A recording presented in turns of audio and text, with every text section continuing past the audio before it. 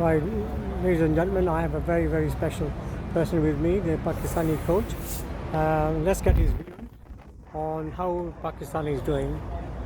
I think Pakistan is doing very well. We have a young team and we are growing the team, and we want to perform in 2026. Of course, every tournament we play we want to perform, but is that realistic?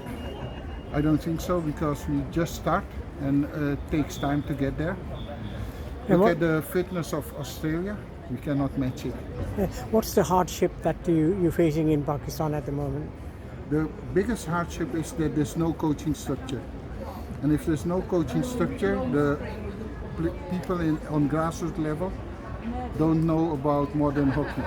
They will still play 70s, 80s hockey, and that hockey doesn't exist anymore. So the players, they don't know how to apply the skills and how to play in modern hockey. And that's a big thing. That means that when the players come in the national team, it's the first time they experience this. And that's very hard for them. So to bridge that gap, it's huge. If you look at Western teams, from their if they are 6 years old, they start playing hockey in structure and learning step by step by step.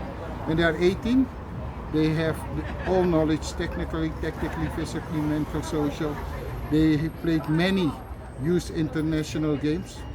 Doesn't exist in the subcontinent. Yeah. What are the needs for a full international? What qualities do you look for? Well, for a real international, the ability to accelerate, the good first touch,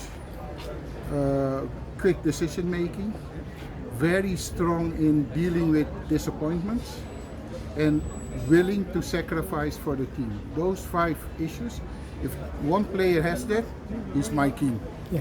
What about the Asian culture? Does it interfere with the progress that you want to bring in?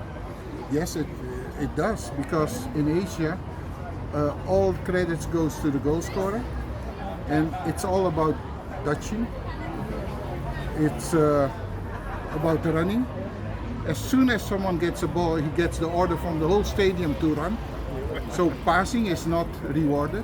If you are a good defender, nobody will ever think that you are a good player. But the best player in the world is Arthur van Doren, many times, and he's defender. And how important is to have drag flicker in the team? It's very important because you can score goals, but as you see, nowadays only 25% of the direct flicks are a goal, because the defense is better organized. There's also something which in the subcontinent is not done, that there's not enough experience in the defending penalty corner. All is focused on the direct flicker. But if you look at the direct flicker, it's 3 players, injector, stopper and direct flicker. Who gets the fame? The direct flicker. And the 2 others who are very necessary to perform, nobody knows. Yeah. So how do you think that you're going to progress with the backing of the government or the sports academy or whatever it is? Who runs the sports in Pakistan? In Pakistan there's no structure, so that should be start first. But I believe in passionate players. If you really play hockey with your heart and you want to improve, you are owner of your own game, you feel responsible, you are result oriented, then you will make it. It's not money, it's not the support, it's the willingness to become better day by day. And if you have it in you, you can grow and you can achieve many things. Yeah. Example is Sohail Abbas. Many boys said he cannot play hockey, but he was their best scorer ever, and he still is. And is the financial structure there? Is the government going to finance the players? Because these guys come from a very, very poor family. They need to eat, they need to look after their families. And how are you going to encourage that, or how are you going to get the money from the government to give to the players? This is again an ethical and a political question, because I think that the government should not support that.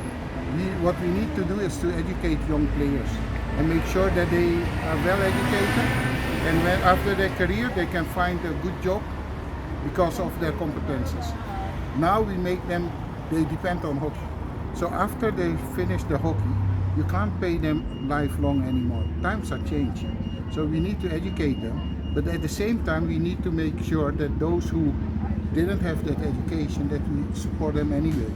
And we need to start programs for them so that they can get competences and do jobs in which they are working. But we cannot have that they don't do anything. That's not, on this age, we cannot do that anymore. Okay, thank you very much for your time, and we'll talk again and get some more expert